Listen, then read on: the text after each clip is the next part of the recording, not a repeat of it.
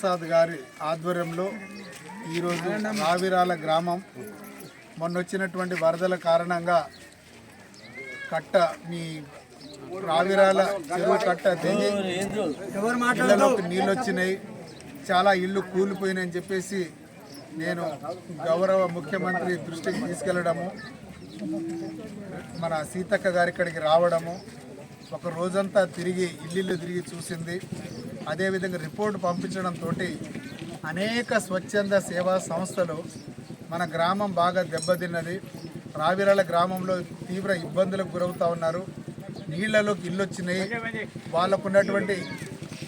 నిత్యావసర సరుకులు చాలా ఇబ్బందికరంగా ఉందని చెప్పేసి స్వచ్ఛంద సంస్థలు ఇప్పుడు వచ్చింది. అదేవిధంగా విద్యా హర్బల్ సంస్థ శ్యామ్ ప్రసాద్ గారు గొప్ప మనసుతోటి 120 ప్యాకెట్లు 120 కుటుంబాలకు సంబంధించినటువంటి సరుకులు ఈరోజు ఇచ్చి పేద ప్రజలను, బడుగు బలహీన వర్గాల ప్రజలు మొత్తం ఇళ్ళంతా నీటమయమై వండుకోవడానికి కూడా నిత్యావసర సరుకులు లేవు అని చెప్పేసి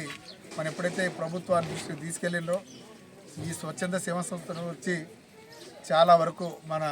రావిరాల గ్రామాన్ని ఆదుకోవడం నిజంగా కూడా చాలా గొప్ప మనసు. మన మహబూబాద్ నియోజకవర్గ తరఫున శ్యామ్ ప్రసాద్ గారికి, అదేవిధంగా విద్యా హర్బల్ గారికి వారికి ప్రత్యేక ధన్యవాదాలు తెలియజేస్తూ, ఇలా మనం సమన్వయం పాటించి